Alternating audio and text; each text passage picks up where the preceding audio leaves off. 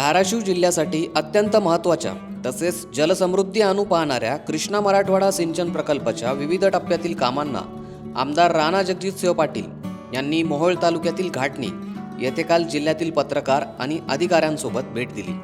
तसेच कामाचा आढावा देखील घेतला। या आर्थिक वर्षात राज्य शासनाने नुकताच 722 कोटींच्या निधीला मंजुरी दिली आहे। या पार्श्वभूमीवर आमदारांची भेट महत्त्वाची मानली जाते।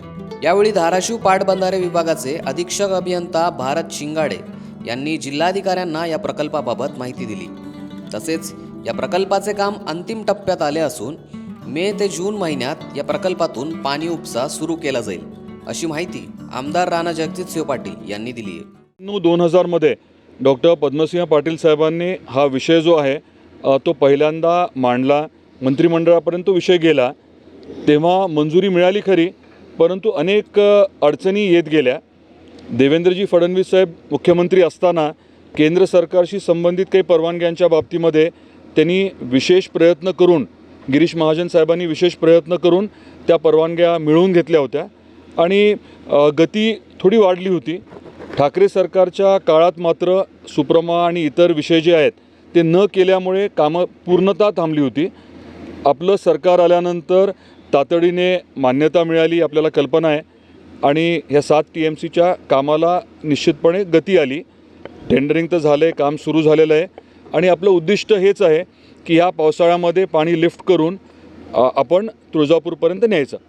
कृष्णा मराठवाडा प्रकल्पाअंतर्गत उपसा सिंचन योजना क्रमांक 2चा हे पहिलं इनिशियल काम आहे, म्हणजे सुरुवातीचा भागाचं काम आहे। इथे घाटणी बॅरेज आहे जिथं आपण पाणी अडवणार आहोत, सीना नदीचं। सीना नदी हे सीना कोळेगाव धरणाच्या जवळपास 52 किलोमीटर खाली हे घाटणी बॅरेज आहे। इथं पंपग्रह तयार केलं जाणार आहे। इथं 4 पंप 2084 HP 4 पंपाद्वारे आपण इथून 2.24 TMC पाणी इथून लिफ्ट करणार आहोत। यापुढे 5 टप्पे आहेत, 5 पंपग्रह आहेत। त्या 5 पंपग्रहानंतर रामदारा साठवण तलाव तिथं पाणी पोहोचवलं जाणार आहे। सर, या कामासाठी कुठलं नवीन तंत्रज्ञान वापरण्यात आलेलं आहे, काय सांगाल? वेगळं काय आहे का देशात? यापूर्वी असा प्रकल्प झाला आहे का? इथं काय वेगळं काय वापरलेलं आहे? नाही, पारंपरिक जे योजना आहेत आतापर्यंत ज्या झाल्यात, VT पंप्स म्हणजे व्हर्टिकल टर्बाईन्स पंप्स, त्याच योजनेचं डिझाईननुसार हे काम होत आहे। फक्त या ठिकाणी आपल्याला टार्गेट आहे की आपण जूनपर्यंत हे काम पूर्ण करावं। त्यामुळे कंत्राटदारांनी इतर जी यंत्रणा आहे, आमची इलेक्ट्रिकलची यंत्रणा, मेकॅनिकलची यंत्रणा, यांना गती देण्यासाठी आम्ही जास्तीचे कर्मचारी इथं नियुक्त केलेले आहेत। या प्रकल्पासाठी एकूण किती खर्च अपेक्षित आहे आणि निधीची तरतूद किती झाली? यावर्षी या प्रकल्पाला 609 कोटीची निधीची तरतूद आहे, जी मुबलक आहे।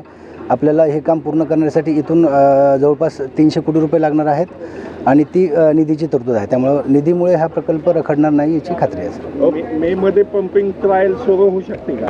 हां, आम्ही प्रयत्न करतो त्या विषयाचा। मे मध्ये आम्ही पंप बसवणार आहोत आणि ड्राय रन घेतल्यानंतर आम्ही लिफ्टिंग सुरू करणार आहोत। चलो, धन्यवाद।